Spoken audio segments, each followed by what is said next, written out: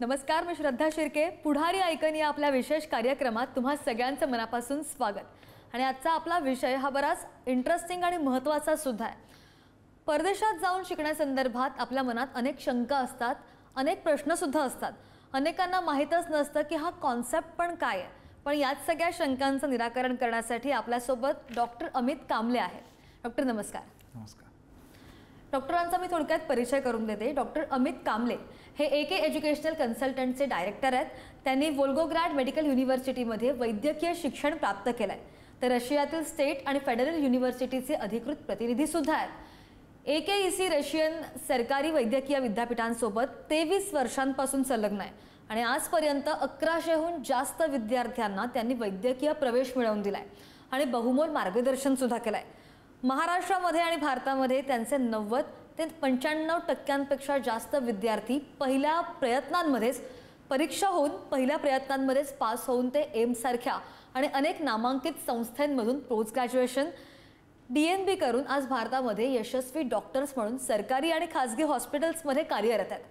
अर्थातच हा त्यांच्या कामाचा आणि निवड प्रक्रियेचा परिणाम आहे. आज भारतामध्ये अनेक नामांकित आणि प्रतिष्ठानांनी संस्थांनी वेळोवेळी त्यांच्या या कार्याची दखल घेऊन त्यांना सन्मानित आणि पुरस्कृत सुद्धा केलाय, ज्यामध्ये उल्लेखनीय नावं सुद्धा आहेत. माजी राष्ट्रपती सौ प्रतिभा पाटील, श्री बाबासाहेब पुरंदरे, सुपर 30चे आनंद कुमार, श्री रमेश सिप्पी, अभिनेत्री करीना कपूर खान, महाराष्ट्राचे माजी शालेय शिक्षण आणि उच्च आणि तंत्रशिक्षण मंत्री श्री विनोद तावडे, तसेच 2017 रशियन सरकारनं सुद्धा त्यांचा गौरव करून त्यांना लेटर ऑफ ग्रॅटिट्यूडने सन्मानित केलाय. आणि या संदर्भात आपण त्यांच्याशी या विषयावर आज बोलणार आहोत. आपण डॉक्टर प्रश्नांना सुरुवात करूयात की रशियन वैद्यकीय विद्यापीठांमध्ये प्रवेशासाठी पात्रता निकष काय आहेत? सगळ्यात महत्त्वाचं की रशियन गव्हर्नमेंट जे मेडिकल युनिव्हर्सिटीज आहेत हे सगळे सरकारी आहेत, गव्हर्नमेंटचे आहेत आणि प्रायव्हेट सेक्टर रशियामध्ये मेडिकल कॉलेजेसचे नाही आहेत. भारतीय विद्यार्थ्यांना MBBSसाठी प्रवेश पात्रता जी आहे ही 12वी सायन्समधून ओपन कॅटेगरीच्या विद्यार्थ्यांना 50% मार्क असणं आवश्यक आहे. रिझर्व्ड कॅटेगरीच्या कॅन्डिडेट्सला 40% मार्क्स असणं आवश्यक आहे PCB ग्रुपमध्ये आणि त्यांच्याकडे त्यांचं कास्ट सर्टिफिकेट आणि कास्ट व्हॅलिडिटी सर्टिफिकेट असणं गरजेचं आहे. शिवाय ह्या विद्यार्थ्यांना नीट क्वालिफाईड देखील हे असणं गरजेचं आहे. ओपन कॅटेगरीच्या विद्यार्थ्यांसाठी 50th पर्सेंटाईल आणि रिझर्व्ड कॅटेगरीच्या कॅन्डिडेटसाठी 40th पर्सेंटाईल असा स्कोर नीटचा अपेक्षित आहे. जर तुम्ही बाहेरगावी शिक्षण घेण्याच्या विचारात आहात आणि त्याचा प्रयत्न करत असाल तर खूप छान कॉन्सेप्ट सर आपल्याला आज समजवतात आणि त्याकडे तुम्ही जर पूर्णपणे लक्ष दिलं तर तुमच्या पण पूर्ण कॉन्सेप्ट जो आहे तो लक्षात येईल. त्यामुळे पात्रता निकष काय आहेत, कोणकोणत्या गोष्टींची आवश्यकता आहे तेच सर आता आपल्याला सांगत होते. सर पण ॲडमिशनची जी ॲप्लिकेशन आहे ती प्रक्रिया केव्हा सुरू होते त्याची? ह्या वर्षीची ॲप्लिकेशन प्रोसिजर जी आहे ती ऑलरेडी स्टार्ट झालेली आहे 15 मार्चपासून. काय होतं की रशियाचे जे टॉप गव्हर्नमेंट मेडिकल युनिव्हर्सिटीज आहेत त्याच्यामध्ये अंदाजे 50 ते 200 पर्यंत सीट्स उपलब्ध असतात. सो आपला 12वीचा निकाल आणि नीटचा स्कोर यूजतवर ऑलरेडी बऱ्यापैकी सीट्स तिथं फुल झालेल्या असतात, कारण फक्त भारताचेच नाहीत तर जगभरातून तिथं अर्ज येत असतात. सो त्याच्यासाठी जर आपल्याला एका चांगल्या युनिव्हर्सिटीमध्ये ॲडमिशन घ्यायचं असेल तर आपल्याला लवकर ॲप्लिकेशन करणं खूप गरजेचं आहे. आता जेव्हा मी चांगली युनिव्हर्सिटी म्हणतो म्हणजे त्याचा नक्की अर्थ काय, तर चांगली युनिव्हर्सिटी ही WHO लिस्टेड असणं गरजेचं आहे. ती एका मोठ्या शहरामध्ये एका रशियाच्या मोठ्या मेट्रोपॉलिटन शहरामध्ये असणं खूप गरजेचं आहे, कारण रशियाची लोकसंख्या खूप कमी आहे आणि स्मॉल टाउन्समध्ये विलेजेसमध्ये इन्फ्रास्ट्रक्चर डेव्हलप नसल्या कारणाने विद्यार्थ्यांना क्लिनिकल एक्सपोजरमध्ये अडचण नंतर येऊ शकते. ऑफकोर्स इंग्लिशमध्ये पूर्ण ट्रेनिंग असणं आवश्यक आहे. शिवाय भारतीय बुक्स लायब्ररीमध्ये असणं गरजेचं आहे. राहण्याची उत्तम सोय गव्हर्नमेंट हॉस्टेल्समध्ये असणं आवश्यक आहे आणि सगळ्यात महत्त्वाचं first attempt FMGE passing ratio त्या विद्यापीठाचा किती आहे हे देखील पालकांनी आणि विद्यार्थ्यांनी समजून घेण्याची गरज आहे ॲडमिशन घेण्या अगोदर. सर पण आता जेव्हा आपण विद्यापीठांचं बोलतोय तर रशियामध्ये भारतीय विद्यार्थ्यांसाठी शिकण्यासाठी कोणकोणत्या प्रकारचे विद्यापीठं उपलब्ध आहेत किंवा तिथे आहेत? 2 प्रकारचे प्रामुख्याने युनिव्हर्सिटीज आपल्याला रशियामध्ये बघायला मिळतील. एक आहेत स्टेट युनिव्हर्सिटीज आणि दुसरे आहेत फेडरल युनिव्हर्सिटीज. पण फेडरल युनिव्हर्सिटी आणि स्टेट युनिव्हर्सिटीमध्ये देर इज अ डिफरन्स, तो फरक तुम्ही सांगा. जर आपण बघायला गेलं तर स्टेट युनिव्हर्सिटीज ज्या आहेत ह्या राज्यशासित आहेत आणि फेडरल युनिव्हर्सिटीज ह्या फेडरल ऑटोनॉमस सरकारच्या अंतर्गत ह्या युनिव्हर्सिटीज आहेत. स्टेट युनिव्हर्सिटीज ह्या 700हून अधिक आहेत. फेडरल युनिव्हर्सिटीज फक्त 10 आहेत आणि 3 युनिव्हर्सिटीजमध्येच मेडिकलचं एज्युकेशन अवेलेबल आहे. कमी सबसिडी स्टेटमध्ये असल्याकारणाने खर्च स्टेट युनिव्हर्सिटीजमध्ये जास्त असतो. फेडरल युनिव्हर्सिटीला सबसिडी जास्त असल्याकारणाने तिथं खर्च कमी येतो. विद्यार्थ्यांचं सिलेक्शन जर आपण स्टेट युनिव्हर्सिटीजमध्ये बघितलं तर फर्स्ट कम फर्स्ट सर्व्ड बेसिसवर तिथं ॲडमिशन्स होत असतात. मात्र फेडरल युनिव्हर्सिटीमध्ये 12वीचा स्कोर, नीटचा स्कोर आणि त्याच्यानंतर एक ॲप्टिट्यूड टेस्ट कंडक्ट केली जाते आणि त्याच्या बेसिसवरच तिथे ॲडमिशन्स दिले जातात. आता मुळात कमी इन्फ्रास्ट्रक्चर काही स्टेट युनिव्हर्सिटीजमध्ये असल्याकारणाने काय होतं, विद्यार्थ्यांना क्लिनिकल एक्सपोजर तसं मिळत नाही आणि थिअरॉटिकल नॉलेजवर त्यांना डिपेंडंट राहावं लागतं, ज्याच्यामुळं भारतात परतल्यानंतर जी FMGची परीक्षा त्यांना द्यावी लागते त्याच्यामध्ये ह्याचा पर्सेंटेज कमी आहे. फेडरल युनिव्हर्सिटीचं इन्फ्रास्ट्रक्चर भक्कम असल्याकारणाने हँड्स ऑन प्रॅक्टिकल ट्रेनिंग त्यांना मिळतं आणि त्याच्यामुळं FMGच्या रिझल्ट जर आपण बघितला तर त्यांचा पासिंग रेशो ह्या विद्यापीठांचा कायम जास्त आहे. स्टेट युनिव्हर्सिटीजमध्ये इंग्रजी माध्यमातून शिकवलं जातं, फेडरल युनिव्हर्सिटीजमध्ये इंग्लिश माध्यमातून शिकवलं जातं. मात्र त्यांचे टीचर्स जे आहेत त्यांना इंग्लिश प्रोफिशियन्सी टेस्ट युज्युअली द्यावी लागते आणि ती पास झाल्यानंतरच त्यांना शिकवायला ते सिलेक्ट करत असतात. आता स्टेट युनिव्हर्सिटीजमध्ये देखील रशियन विद्यार्थी आहेत, भारतीय विद्यार्थी आहेत आणि इंटरनॅशनल विद्यार्थी आहेत, पण त्यांच्यासाठी एकच टीचर असते. फेडरल युनिव्हर्सिटीजमध्ये ह्या रशियन विद्यार्थ्यांसाठी, इंटरनॅशनल विद्यार्थ्यांसाठी आणि भारतीय विद्यार्थ्यांसाठी वेगळे टीचर्स असल्याकारणाने तिथं पर्सनलाइज्ड अटेन्शन त्यांना मिळतं. लायब्ररीचा जर आपण विचार केला तर इंडियन बुक्स फार रेअरली स्टेट युनिव्हर्सिटीच्या लायब्ररीमध्ये असतात. फेडरल युनिव्हर्सिटीजमध्ये जे बुक्स भारताच्या मेडिकल कॉलेजेसमध्ये रेफर केले जातात तो पर्सनलाइज्ड सेट त्यांना तिथे मिळतो. आणि FMGचं ट्रेनिंग जे आहे ह्या स्टेट युनिव्हर्सिटीजमध्ये शेवटच्या वर्षांमध्ये युज्युअली ते चालू करत असतात आणि फेडरल युनिव्हर्सिटीमध्ये काय होतं की फर्स्ट इयरपासून शेवटच्या वर्षापर्यंत म्हणजे अर्ली प्रिपरेशनला ते स्कोप देतात. म्हणूनच त्यांचा रिझल्ट देखील आपल्याला तो चांगला बघायला मिळतो.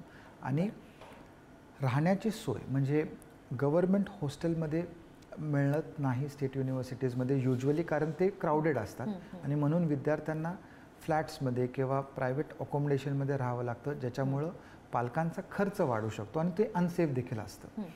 फेडरल युनिव्हर्सिटीजमध्ये सेपरेट मुलांची आणि मुलींची राहण्याची सोय असते आणि ते गव्हर्मेंट प्रिमायसेसमध्ये असतात, सेफ असतात, सिक्युअर असतात. कोणतीही स्टेट युनिव्हर्सिटी रशियाची ही ग्लोबल रँक नाही आहे, ही नॅशनल रँकिंगमध्ये त्यांचा समावेश असतो. मात्र फेडरल युनिव्हर्सिटीज ज्या आहेत ह्या ग्लोबली रँक्ड युनिव्हर्सिटीज आहेत आणि QS रँकिंग्स, टाइम्स हायर एज्युकेशन अशा मोठ्या मोठ्या संस्थांमध्ये ह्या लिस्टेड युनिव्हर्सिटीज आहेत. ओके, तुम्ही मगाशी उल्लेख केलात की हॉस्टेलचा, पालकांना तीच मेन काळजी असते की मुलं कुठे राहणार. करेक्ट. तर मग विद्यार्थ्यांना राहण्यासाठी गव्हर्नमेंट हॉस्टेलची सोय असते किंवा फ्लॅट किंवा मग त्यांचे जे प्रायव्हेट हॉस्टेल्स आहेत त्याच्यामध्ये राहावं लागतं, त्याबद्दल थोडं सविस्तर सांगा. हे फार महत्त्वाचं आहे. ॲडमिशन घेण्या अगोदर पालकांनी आणि विद्यार्थ्यांनी हे समजून घेणं की आपल्याला आपला कोर्स कंप्लीट होऊस्तवर गव्हर्मेंट हॉस्टेल मिळणार आहे का, आपल्याला फ्लॅटमध्ये राहावं लागणार आहे का प्रायव्हेट हॉस्टेल्समध्ये राहावं लागणार आहे. आता गव्हर्मेंट हॉस्टेल जेव्हा मी म्हणतो, रशियाचे गव्हर्मेंट हॉस्टेल्स हे स्वस्त असतात आणि सुसज्ज असतात. म्हणजे रूम्समध्ये बेड्स, त्यांचं study table, chair, furniture, attached kitchens, toilet, bathrooms, वायफायची सोय असते, रीडिंग रूम्स असतात आणि सिक्युरिटी तिथं भक्कम असते आणि जनरली हे हॉस्टेल्स युनिव्हर्सिटीच्या प्रिमायसेसमध्ये असतात. मात्र जेव्हा हॉस्टेल्स गव्हर्मेंटचे नसतात आणि विद्यार्थी फ्लॅटमध्ये राहतो किंवा प्रायव्हेट अकोमोडेशनमध्ये जेव्हा राहतो तेव्हा विद्यार्थ्यांना मॉनिटर करणं खूप अवघड होऊन जातं आणि त्याच्यामुळं सेफ्टी सिक्युरिटीचा कन्सर्न येतो आणि ते खर्चिक देखील असतं पालकांसाठी. सो सगळ्यात महत्त्वाचं हे समजून घेण्याची गरज आहे की गव्हर्मेंट हॉस्टेल नसलं तर हा एक रेड फ्लॅग आहे, कारण पालकांना नाहीतर खर्चाचा अंदाज येणार नाही. आणि शिवाय कोविड नंतर असं झालेलं आहे की आपण त्या देशामध्ये फॉरेनर्स असतो, तर फॉरेनर्सला फ्लॅट्स देण्यासाठी देखील भरपूर चॅलेंजेस तिथं विद्यार्थ्यांना फेस करू शकतो. पण नेमक्या तुम्ही जसं सांगितलं तशा सोयीसुविधा सगळ्या उपलब्ध आहेत. तसंच सरांनी मग अशीच असं आपल्याला सांगितलं की फेडरल आणि स्टेट युनिव्हर्सिटीजचा जो ह्यूज डिफरन्स आहे करेक्ट, तो सुद्धा सरांनी आपल्याला सांगितला. पण सर, तुमच्याकडे संधीचा समुद्र असताना तुम्ही निर्णय कसे घेता? कसं असतं, जितक्या जास्ती संधी तितके जास्ती कन्फ्युजन्स आणि आपल्याला निर्णय घेण्यासाठी दिरंगाई होते. आता एक्झाम्पल जर सांगायचं म्हणलं तर एखाद्या विद्यार्थ्याला जर MBBS करायचं असेल तर मला MBBS करायचं आहे बट मला डान्स करायला देखील आवडतं, मला MBBS करायचं तर आहे बट मला क्रिकेट खेळायला आवडतं. ह्याला इनडिसायसिव्हनेस म्हणतात. म्हणजे एक तर तुमच्याकडं खूप सारे इंटरेस्ट्स आहेत किंवा तुम्हाला कशामध्येच इंटरेस्ट नाही आहे, किंवा जे अवेलेबल चॉईसेस तुमच्या आजूबाजूला आहेत त्याच्यातून तुमच्यासाठी योग्य चॉईस तुम्हाला निवडता येत नाही. सो जेव्हा आपण करिअर निवडत असतो ते आपल्या लाईफ पार्टनर निवडण्यासारखं असतं, कारण ते आपल्या लाईफ लाँग राहतं. म्हणून करिअर निवडत असताना काही टिप्स मला आपल्याला द्यायला आवडतील की जर MBBS हा तुमचा डॉक्टर बनणं हा जर तुमचा प्राथमिक गोल आहे, सो MBBS हा तुमचा फोकस पॉईंट असायला पाहिजे. करिअर लवकर स्टार्ट करा, अर्ली स्टार्ट करा, आज स्टार्ट करा. आणि थोडंसं सेल्फ असेसमेंट करणं खूप गरजेचं आहे की माझे इंटरेस्ट काय आहेत, माझे हॉबीज काय आहेत, माझे पॅशन काय आहे, माझे स्ट्रेंथ्स काय आहेत, विकनेसेस काय आहेत आणि माझे स्किल्स काय आहेत. आणि सगळ्यात महत्त्वाचं, आज सगळ्या यूथला फार फास्ट गोष्टी हव्या असतात, म्हणून आपल्या अपेक्षेंवर कंट्रोल ठेवणं हे फार महत्त्वाचं आहे. बरोबर आहे. पण डॉक्टर, आता 12वी असेल किंवा नीटची एक्झाम असेल तर मग जर स्टुडंट्सना कमी मार्क्स मिळाले तर पॅरेंट्स त्यांच्यावर हवा तसा विश्वास ठेवत नाही. म्हणजे पॅरेंट्सला त्यांच्यावर विश्वास ठेवणं कठीण जातं. करेक्ट. मग अशा वेळी तुम्ही पालकांना महत्त्वाचा सल्ला काय द्याल? काय होत असतं की ट्रस्ट हे एक असे फाउंडेशन आहे, एक नीव आहे विद्यार्थ्यांमध्ये आणि पालकांमध्ये. जेव्हा विद्यार्थ्यांना कळतं की आपले पालक आपल्यावर ट्रस्ट करतात, त्यांना जगात सेफ वाटायला लागतं, सिक्युअर वाटायला लागतं, कॉन्फिडंट ते होतात आणि आपला निर्णय जरी चुकला तरी कोणी आपल्या पाठीशी आहे ही भावना होते, ज्याच्यामुळे ते अधिक पालकांवर ट्रस्ट करायला लागतात आणि त्यांचा अधिक रिस्पेक्ट ते करतात. पालक विद्यार्थ्यांचे हे रोल मॉडेल्स असतात. मात्र पालकांचा एक पर्स्पेक्टिव्ह असतो, विद्यार्थ्यांचा एक पर्स्पेक्टिव्ह असतो. पालकांचा हा पर्स्पेक्टिव्ह असतो की युजली 1ली ते 10वी, 11वी 12वी मी चांगल्या स्कूलमध्ये, कॉलेजमध्ये, नीट प्रिपरेशनमध्ये सर्व रिसोर्सेस दिलेले आहेत. मात्र विद्यार्थ्याला कमी मार्क मिळाल्या कारणाने त्यांच्यासमोर फार लिमिटेड ऑप्शन्स असतात, जसं की गॅप घ्यायचा का पुन्हा नीट द्यायची, किंवा स्ट्रीमच चेंज करायची का, ही जशी संधी आहे रशियाला जायचं का, असे भरपूर त्यांच्यासमोर प्रश्न असतात. विद्यार्थ्यांचं कसं असतं की मी अभ्यास तर भरपूर केला पण तरी देखील मला मार्क्स कमी मिळालेले आहेत, पण मला MBBSच करायचं आहे. आणि अशा वेळेस त्यांना सल्ल्यांची नाही तर सोल्युशनची गरज असते. आणि प्रत्येक जो पाल्य असतो आपल्या पालकांना जास्ती माहीत असतो. म्हणून जेव्हा अशी संधी आपल्यासमोर जेव्हा येते ते तुम्ही ॲनलाइज करा की तुम्हाला ह्या कमी मार्क्स मिळालेल्या विद्यार्थ्यांमध्ये तुमची एनर्जी, तुमचे रिसोर्सेस आणि तुमचा ट्रस्ट इन्व्हेस्ट करायचं आहे का. जर त्याचं उत्तर हो असेल तर नक्की त्यांना तुम्ही सपोर्ट करा आणि हे तुमच्या ॲक्शन्समध्ये देखील दिसणं गरजेचं आहे. कारण जर तुम्हाला त्यांना सपोर्ट करायचं नसेल तर तसं त्यांना तुम्ही सांगा, कारण नाही, जसं मी म्हटलं की त्यांचा तुमच्यावर ट्रस्ट आणि रिस्पेक्ट आहे आणि आपल्याला तो इंटरेस्ट जपणं फार गरजेचं आहे पालकांनी. अच्छा. पण सर, जेव्हा करिअरची गोष्ट येते म्हणजे पॅरेंट्स आपल्याला नेहमी सांगत असतात की प्रत्येक गोष्ट ही टायमामध्येच झाली पाहिजे, लिमिट्स आहेत. तर एक जनरल क्वेश्चन स्टुडंटसाठी असा की म्हणजे करिअर असेल किंवा म्हणजे स्पेशली वैद्यकीय करिअर असेल ज्या संदर्भात आपण बोलतोय, तर मग आपलं ध्येय आणि लक्ष त्यावेळेतच पूर्ण करणं हे किंवा निश्चित करणं हे विद्यार्थ्यांसाठी किती गरजेचं आहे आणि कसं आहे? काय जनरली होत असतं की जेव्हा आपण आउटकम ॲक्सेप्ट करत नाही किंवा फेल्युअर ॲक्सेप्ट करत नाही तेव्हा आपण ह्या मनस्थितीमध्ये राहत असतो. द मिनिट आपण तो फेल्युअर किंवा तो आउटकम कॉन्फिडेंटली ॲक्सेप्ट करतो, आपण त्या मनस्थितीतून लवकर निघून जातो. आणि ती मनस्थिती म्हणजे काय, दॅट इज अनसर्टन स्टेज. पण सर, आता वैद्यकीय करिअर आणि त्यामधले जे प्रश्न आहेत, तर आई बाबा असतील किंवा आपले आजी आजोबा असतील किंवा आपल्या कोणत्या वडीलधाऱ्या व्यक्ती असतील तर त्यांच्याबरोबर संवाद आणि कम्युनिकेशन असणं ते सुद्धा गरजेचं आहे. तर त्याबद्दल पण विद्यार्थी काय होतं की कम्युनिकेशनमुळं ट्रस्ट निर्माण होतो आणि हा ट्रस्ट कायम पालकांच्या आणि विद्यार्थ्यांमध्ये म्युच्युअल असायला पाहिजे, ना की एकतर्फे. बऱ्याच वेळेस आम्ही आमच्या पालकांना सांगत असतो की विद्यार्थ्यांकडून ट्रस्ट जो आहे आपण डिमांड नाही करू शकत, तो आपल्याला जिंकावा लागत असतो. 12वी नंतर नीट नंतर विद्यार्थ्यांचे त्यांच्या करिअरला घेऊन काय प्लॅन्स असतात आणि पालकांचे त्यांच्यासाठी काय प्लॅन्स असतात. पण जेव्हा विद्यार्थी ते पालकांना सांगतात तेव्हा पालक कधी कधी चिडचिड करू शकतात, ओरडू शकतात किंवा they are very quick to जज. सो अशा वेळेस ओपन कम्युनिकेशन म्हणजे आईबाबांसोबत आजी आजोबांसोबत असणं खूप गरजेचं आहे. कारण विद्यार्थ्यांना आता फक्त सल्ला नको आहे, तर त्यांना एक सोल्युशनची गरज आहे. ते त्यांनी ओळखून घेणं फार गरजेचं आहे. ओके डॉक्टर, स्टुडंट्स जेव्हा एक्झाम देतात त्यानंतर जेव्हा त्यांची एक्झाम संपते त्यांनी खूप सारे ड्रीम्स पाहिलेले असतात की आपण हे करू किंवा ते करू. There has no options, there has many options.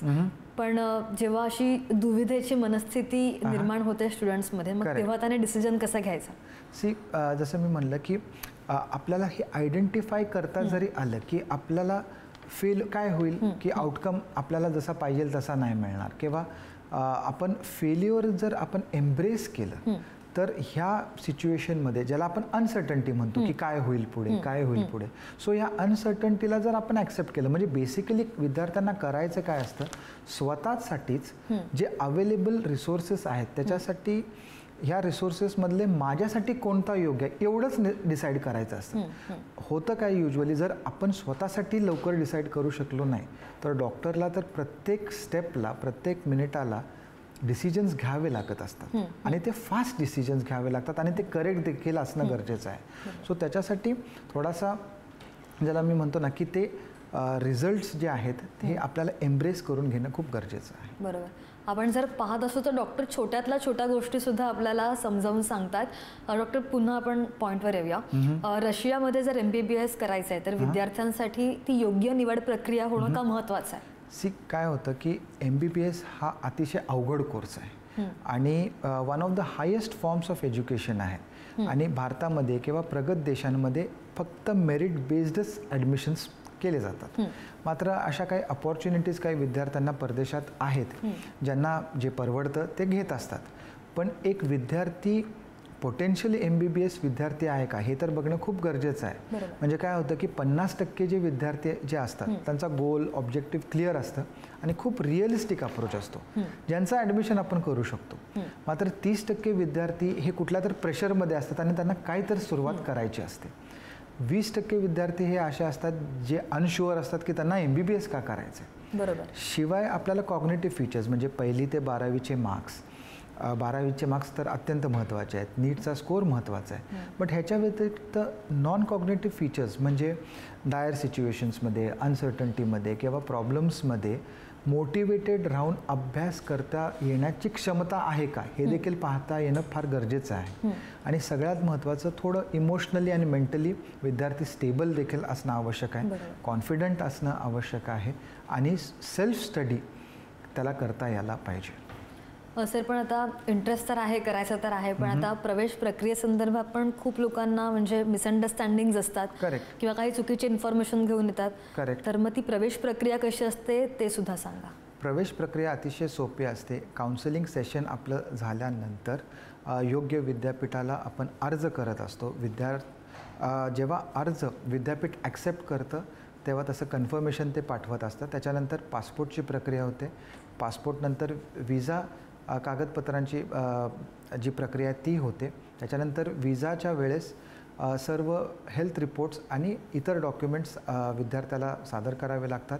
त्याच्यानंतर तिकीटची प्रोसेस आणि जायच्या अगोदर सर्व जाणारे विद्यार्थी यांची एक कार्यशाळा असते ज्याला प्री डिपार्चर सेरेमनी आम्ही म्हणतो, जिथं भारतापासून रशियामध्ये पर्यंत जाण्याची सगळी जी आपला ट्रॅव्हल प्लॅन आहे तो विद्यार्थ्यांना आणि पालकांना आम्ही सांगत असतो आणि त्यांच्यासोबत आमच्या सपोर्ट टीम कायम असते जी त्यांच्याबरोबर तिथं वर्षभर असते. सो पालकांना आणि विद्यार्थ्यांना टेन्शन घेण्याचं काही कारण नाही. ओके सर, या सगळ्या प्रोसेसमध्ये एजंटचा रोल खूप महत्त्वाचा असतो. करेक्ट. तर मग रशियामध्ये जर जायचं असेल तर आपल्याला जर म्हणजे आपल्याला प्रवेश एजंटची पुष्टी निश्चित करण्यासाठी कोणकोणत्या गोष्टी पाहणं आवश्यक आहे? सगळ्यात महत्त्वाचं रशियन युनिव्हर्सिटीज हे असे रिप्रेझेंटेटिव्स निवडत असतात ज्यांचं वैद्यकीय शिक्षण रशियातून त्यांनी कंप्लीट केलेलं आहे, कारण त्यांना त्यांची शिक्षण प्रणाली माहीत आहे आणि रूल्स माहीत असतात. त्या रिप्रेझेंटेटिव्हला रशियन भाषा बोलता येणं फार गरजेचं आहे. आणि रशियन युनिव्हर्सिटीज ह्या रिप्रेझेंटेटिव्हला त्यांचं एक ऑथरायझेशन लेटर देत असतं, जे त्यांच्या वेबसाईटवर आणि त्यांच्या यादीमध्ये पण वेबसाईटच्या यादीमध्ये लिस्ट ऑफ ऑथराइज्ड रिप्रेझेंटेटिव्स म्हणून ते नमूद केलं जातं.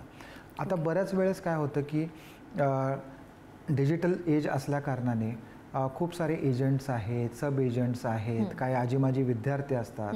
सो ज्याला पालक आणि विद्यार्थी बळी पडू शकतात, कारण त्यांना काय वाटतं की काही थोडे पैसे त्यांचे वाचू शकतात. मात्र हे चेक करणं किंवा जे इन्फॉर्मेशन देतात ते ऑथराइज्ड आहे का नाही हे चेक करणं फार गरजेचं आहे. ओके, यानंतरचा सर क्वेश्चन मला थोडासा इम्पॉर्टंट आहे विद्यार्थ्यांसाठी सुद्धा. म्हणजे वैद्यकीय विद्यापीठाची जी निवड होते ती निवड करण्यापूर्वी जी FMG परीक्षा असते किंवा तिची अडचण पातळी असते किंवा विद्यापीठाचा FMG पासिंग रेशियो असतो, या सगळ्या गोष्टी पालक आणि विद्यार्थ्यांनी लक्षात ठेवणं का जरुरीचं असतं?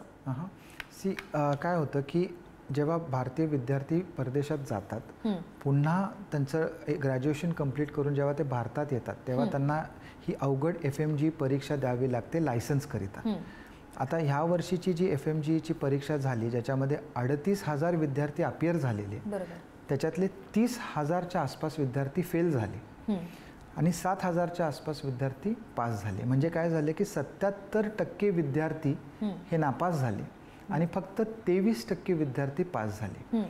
आता हा रिझल्ट कशावर डिपेंडंट असतो की वैयक्तिक स्टुडंटचा तिकडचा परफॉर्मन्स आणि त्याची तयारी काय होती आणि ज्या विद्यापीठामध्ये तो गेला त्यांनी त्याची तयारी कशी करून घेतली, ह्या दोनच फॅक्टर्सवर अवलंबून असतो.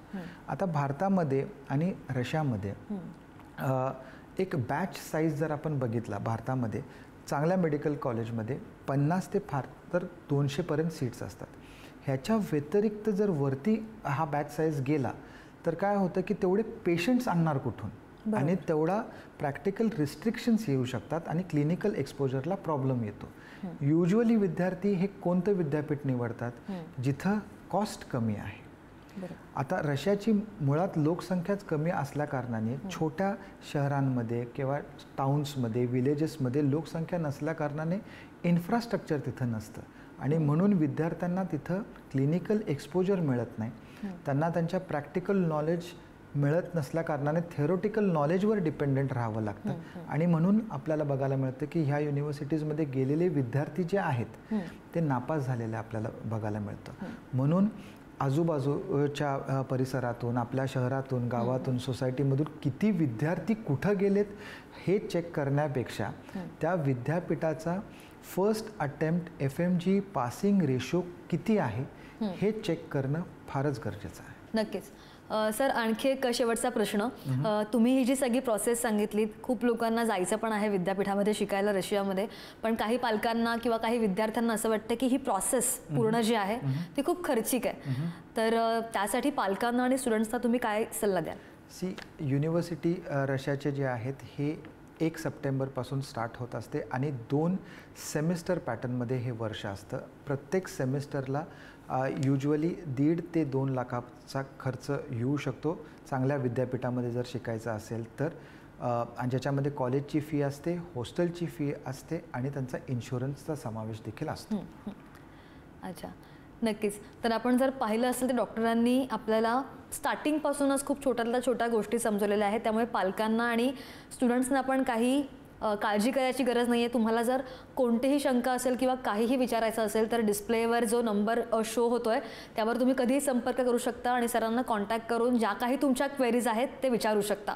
तर सर, तुम्ही इथे आलात आज स्टुडिओमध्ये आणि आमच्या प्रेक्षकांना आणि विद्यार्थ्यांना सुद्धा खूप छान मार्गदर्शन केलं, त्यासाठी तुमचं मनापासून आभार. आणि पुढारी ऐकून या विशेष कार्यक्रमात आता वेळ झाली इथेच थांबायची. ताज्या अपडेटसाठी पाहत रहा पुढारी न्यूज.